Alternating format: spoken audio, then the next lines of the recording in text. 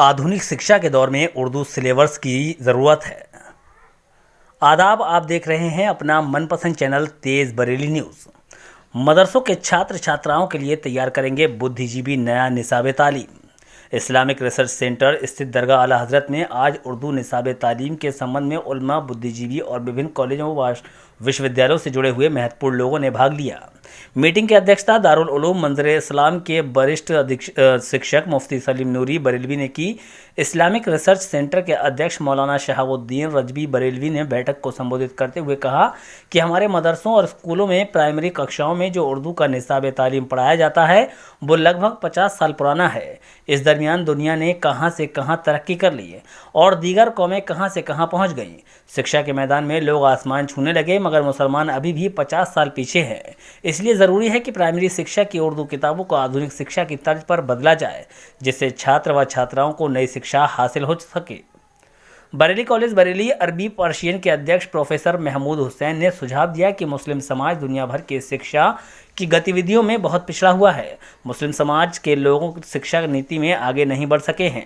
इसकी वजह यह है कि हमने मदरसों में आधुनिक शिक्षा प्राप्त करने पर कभी जोर नहीं दिया। अब बदलाव का समय आ गया है। हम पुराने सिलेबस को बदलें और नए ज़माने के हिसाब से नए सिलेबस को तैयार करें।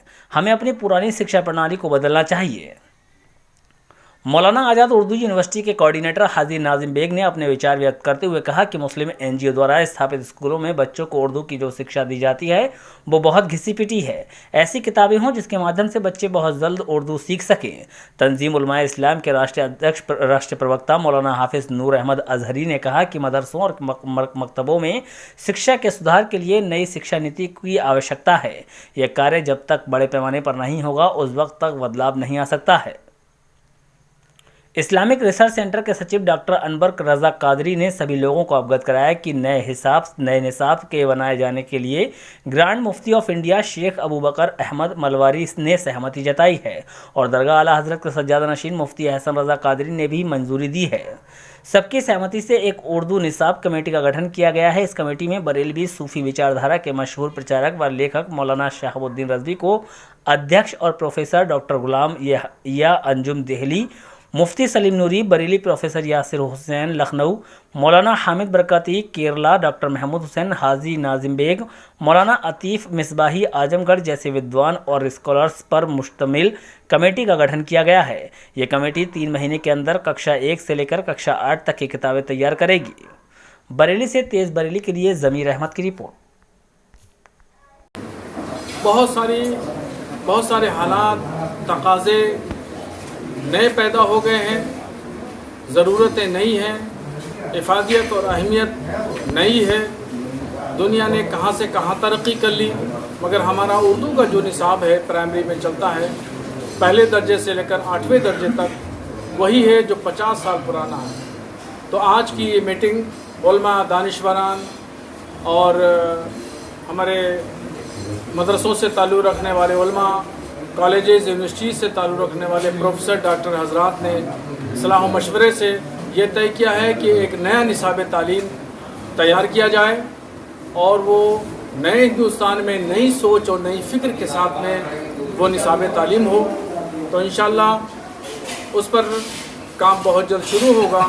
एक कमेटी बना दी गई है और वो कमेटी बहुत जल्द इसको अमली जामा पहनाएगी और फिर इसको प्रैक्टिकल तौर पर जितने भी मुस्लिम संस्थाओं द्वारा चलाए जाने वाले स्कूल हैं, कॉलेज, मदरसे और मकतब, इन तमाम जगह उसको लागू किया जाएगा।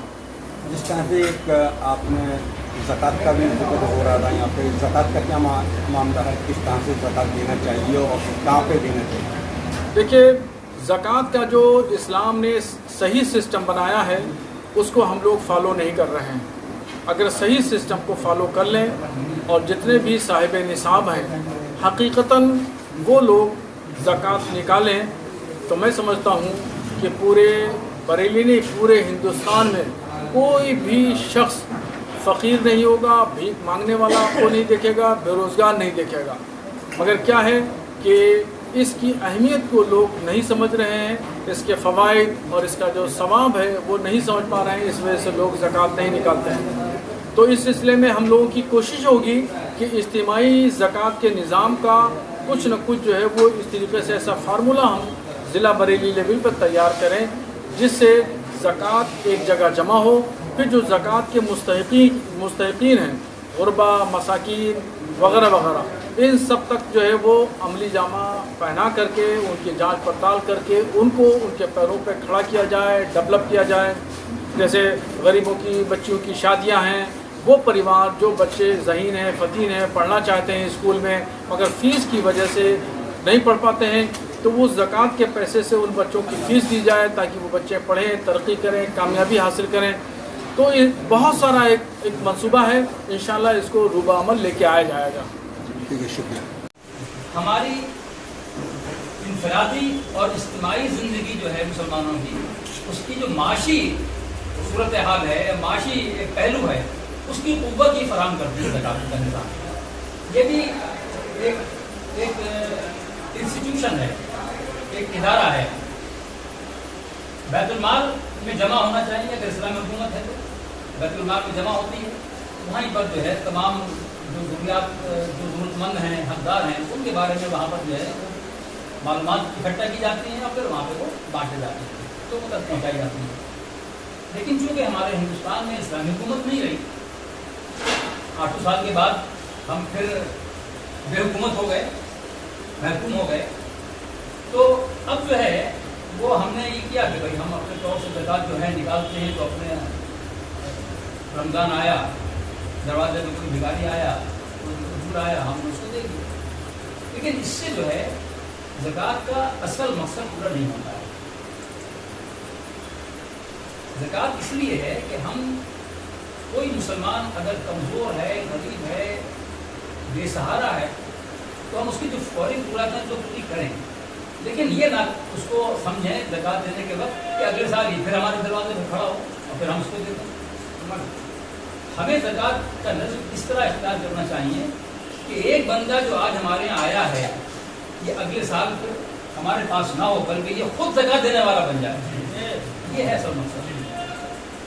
اصل مقصد اپنے پیروں پہ کھڑا کرنا ہے، نہ کہ یہ کہ وہ پھر اس کا ہاتھ ایسے ہو۔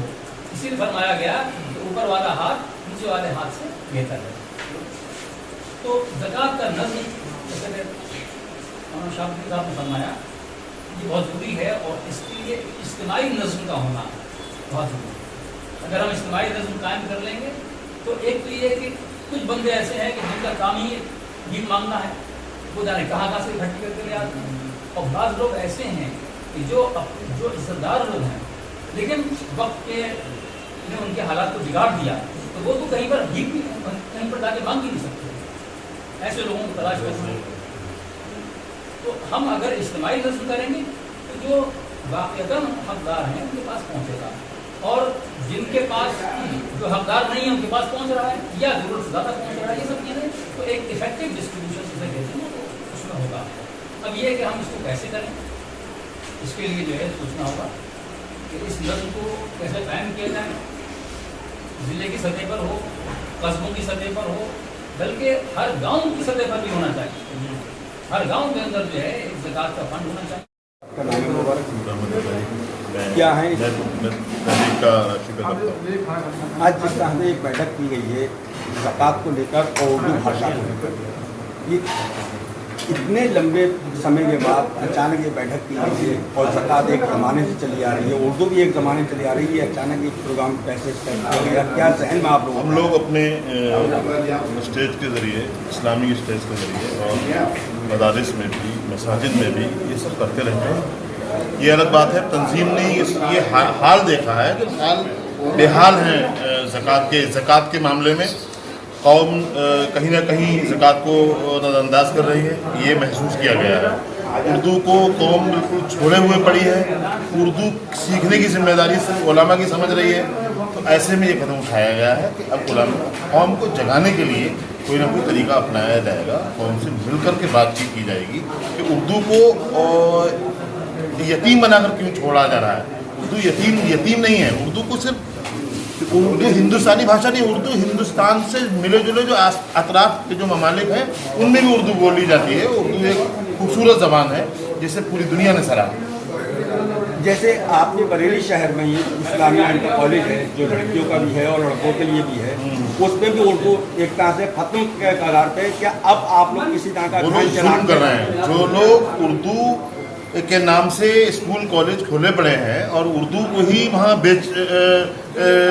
नज़रअंदाज कर रहे हैं, इग्नोर कर रहे हैं, वो लोग उर्दू के साथ जुल्म कर रहे हैं और कहीं ना कहीं उनसे बातचीत की जाएगी और उनसे जो आज तक जुल्म होता आ रहा है उर्दू के साथ, इंशाल्लाह हमारी तहरीक इस पर काम करेगी और वो जुल्म नहीं होने दिया जाएगा। जिस तरह से उन्हीं कॉलेजों से जो बच्चे निकलते हैं तो उनके रिजल्ट में उर्दू में भी नंबर मिलेंगे, उर्दू का पेपर हुआ इतने नंबर मिल गए और मगर उन बच्चों को उर्दू नहीं आती। सबसे घटिया बात यही है, बिल्कुल आपकी बात बिल्कुल बड़ा अच्छा सवाल है आपका, कि सबसे ज़्यादा बेकार बात यही है कि उर्दू जो लोग उर्दू से नौकरी लिए हुए जो लोग सरकारी नौकर हैं उन्हें लेटर लिखना नहीं आता, उनके उर्दू अखबार नहीं आता, वो भी सुबह को अंग्रेजी अखबार पढ़ते होते हैं।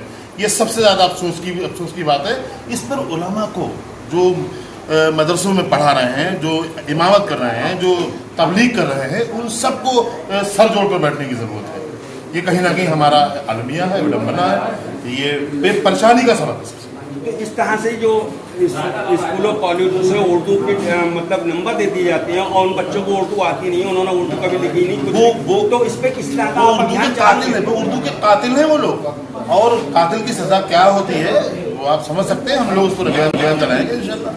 ये अभियान कब से देखने को मिलेगा? ये इंशाल्लाह ताला आज हज़रत मौलाना शाहबुद्दीन नदवी साहब की क़यादत में हम लोग यहाँ पर बैठे दरगाह आला हज़रत से लोग यहाँ पर थे, अभी बातचीत हुई है। इंशाअल्लाह तबारक व तआला अल्लाह ने चाहा तो हम लोग एक ही 2 दिन के अंदर ये अभियान आपको नजर आएगा और बरेली में नहीं, बरेली के अतराफ में भी नजर आएगा। अगर ये जैसे पहले भी मीटिंग हुई उर्दू को लेकर और बहुत ज़्यादा जलसे वगैरह भी होते रहते हैं, और अगर ऐसा कुछ नहीं देखा गया तो वैसे माना जाए? नहीं, बिल्कुल नहीं। हम लोगों ने कोई फर्जी काम किया ही नहीं आज तक। हम लोग अमली जामा पहना